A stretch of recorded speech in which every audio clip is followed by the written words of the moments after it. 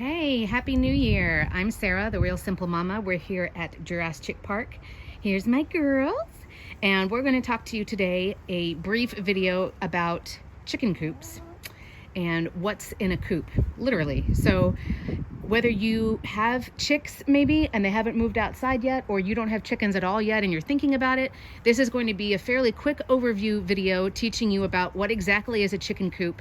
And when you're shopping for one or you're going to build one, what does it need to have? What are you looking for? What is the purpose of a chicken coop? So real quick, I'll give you just a couple of disclaimers before we hop into the content. So first of all, I do have playlists for my videos here on my channel, and I do have a playlist that's all about chicken coops, about building them, about cleaning them, about, hacks that you can do to make it more efficient, all that kinds of stuff. We have had the Innovation Pet Coop Kit that now is probably a 3 or 4 year old model. Then we moved into this home where it had a coop built in, but we are moving here in the next month or so, and obviously this thing is not moving with us, so we are now on the lookout for a new chicken coop again. So I thought, since we are shopping for them and we have not decided yet if we're building one or if we're getting a kit or what we're going to do, I thought I would hop on here and talk to you guys about, when you're shopping for a chicken coop, what exactly do you need to look at? What are the priorities? All that kinds of stuff. So check out that other playlist if you want more detailed information, if you've already got your chicken coop and you want some ideas, tips, tricks, that kinds of stuff.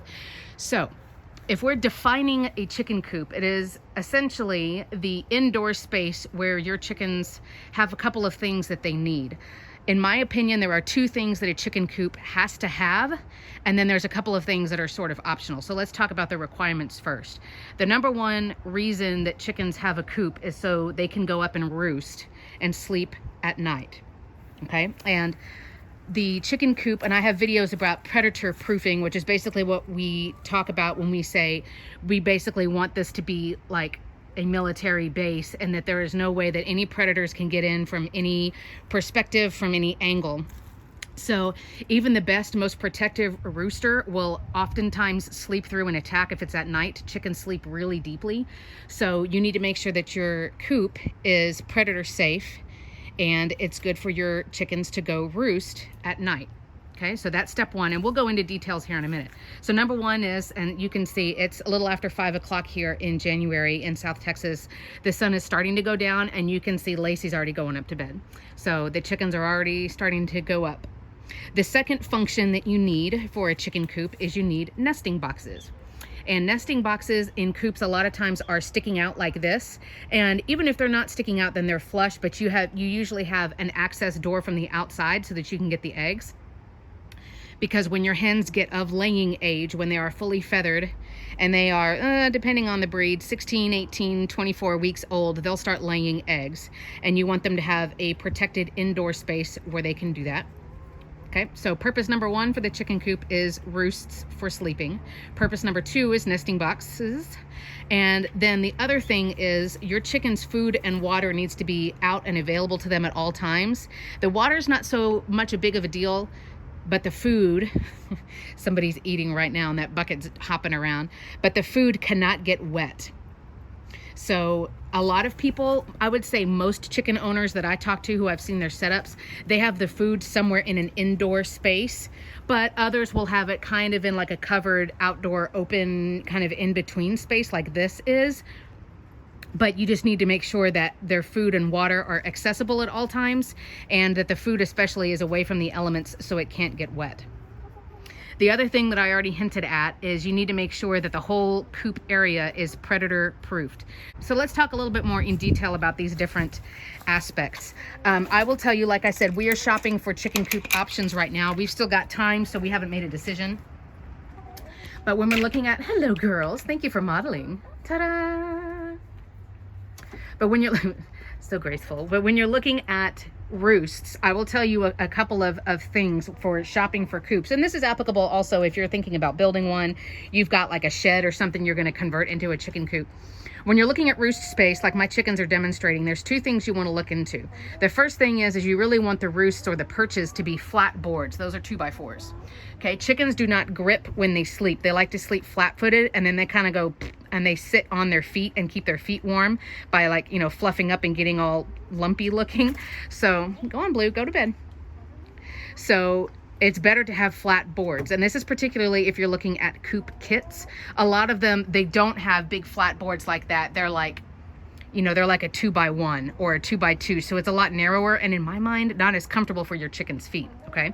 So look at what type of roost it is. The other thing is a lot of those coop kits, and I said this before on my Innovation Pet review, and I'll say I'm not paid by anybody. Nobody gives me stuff for free. So I can say what I want because I'm not bought out by any brand or anything. Most of those coop kits that we've been looking into, they lie. They lie as far as how many chickens can comfortably live in that space. So you really need to not just take their word for, oh, this houses 28 chickens, and then you get it in the mail and it's like the size of a dollhouse. So you really need to look at the dimensions carefully, not just for the roost in particular, but just for the entire space of the whole thing, and kind of keep in mind what the deal is. So for roosts, I have full-size chickens. She is a Wyandotte. We've got a sex link, and we've got two Easter Egger Americanas, and then she is a barred rock. So these are just normal, like full-size chickens. They're not the little teeny bantam breeds, but they're not the huge meat birds like, you know, like leghorns or anything. My birds, when they sleep kind of like that, like Callie's doing, good girl, Callie. When they sleep like that, my birds need a good 8 or 10 inches across. Okay, if we're measuring like chicken parking spots is kind of what you're doing. So when you're designing a space, think about how many chickens you're going to have or how many you want. And you need to make sure that you've got enough roost space. I have 5 birds right now. I'm going to have 8. I am planning to get 3 more. So I'm thinking I need probably about 7 feet worth of roost space. Okay. The other thing is that I will have you keep in mind when you're thinking about your coop, no matter what you're doing. I know it may be kind of hard to see from this angle, but these roosts are staggered. This one's more in the front, that one's more in the back. So they're on different planes vertically and horizontally. That's good, not only so that you can kind of see if you've got a lot of birds. There is a pecking order, which is the hierarchy. My alpha, for example, she's always top and center, and she will come back down and get everybody to bed like a camp counselor. And then in the morning, she's the first down to check everything out. So it's cool to see different levels of roost bars, not only so your chickens can kind of have their, you know, their social order in line, but also chickens poop when they sleep. So keep that in mind. You don't want a whole bunch of bars that are vertically right on top of each other, because the people on, or the chickens on the top are going to be pooping on the chickens on the bottom, and Flopsy is cuddling up with her sister. So with them pooping at night, make sure you've got a tray or an easy way that you can get in and clean poop. This time of year, my chickens, their poop, because it's cold, it doesn't stink as much, so I clean it out every 2 or 3 days. But in the summer, I'm in here cleaning it out every day. And you want to try to, you know, be able to get to the different angles, the different perspectives, like the nesting boxes and cleaning out poop without having to come in to the coop. It's a lot more convenient if you can access it from the outside. Okay, so that's roosts. Nesting boxes, that's a nesting box. They don't need to be nearly this wide. It just needs to be enough space for a chicken to get in, do her business, and get out. You don't want it comfortable enough that they're trying to sleep in there, because like I said, they poop when they sleep. So I would say, you know, they don't need to be nearly this wide. These are probably 12 or 14 inches across. Hi, girls. You could also get creative with, people use like old TVs that they hollow out, or old computer monitors. You know, people have found old dressers and they mount it to the wall, and then they open the drawers and bolt them in. There's all different kinds of creative solutions. Come on, Gracie. Go to bed, Grace. Come on, Chichi. I know, girl. Go to sleep. So, and you don't need a nesting box per chicken, because they will kind of stand in line. It's kind of like, you know, waiting in line for the girls' bathroom. So for me, having 8 chickens, when I get 8 and they're all going to be female and they're all going to be of laying age, for me, 3 nesting boxes is fine for 8 chickens. And that'll work out fine. And if you are experienced with chickens, you'll learn a lot of times it doesn't matter how many nesting boxes you have, they're all going to fight over the same one anyway, because they're weird. So the 2 things that you need for a coop, the 2 main purposes, is number 1, they need to have a secure place where they can sleep. Right, girls? Go to bed, Grace. And they need to have a place where they can lay eggs. Everything needs to be predator proofed. Everything needs to be easy for you to access so that you can clean it. And then, like I said, you need to have a safe place where their food will not get wet. Now, I'll tell you a couple of other things to consider.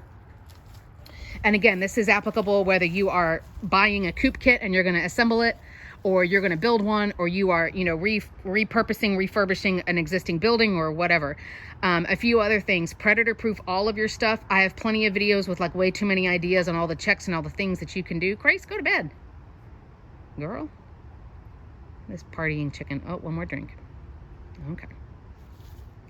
So you want to make sure that you've got predator proofing. You want to make sure you have a lot of access so that you can clean things easily. The other thing that's kind of, I don't know, weird, I guess, about this coop is it has like all of the essential stuff over here, but then it has this space. Some coops that you can see, and you can go look on Pinterest, you know, you can go look on websites like Tractor Supply or My Pet Chicken, Backyard Chicken.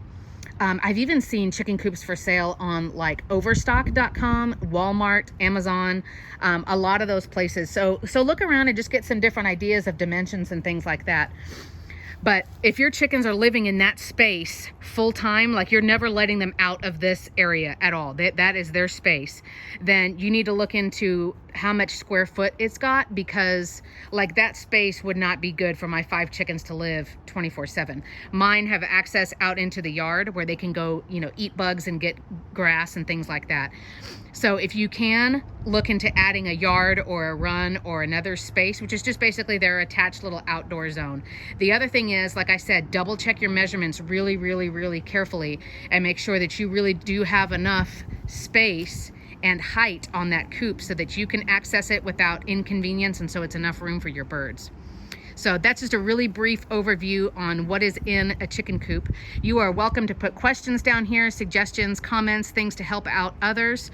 Like I said, check out my playlist for more detailed coop videos, hacks, chores, all that kinds of stuff. But I'm Sarah, I'm the Real Simple Mama. We'll be back soon. Thanks so much for watching.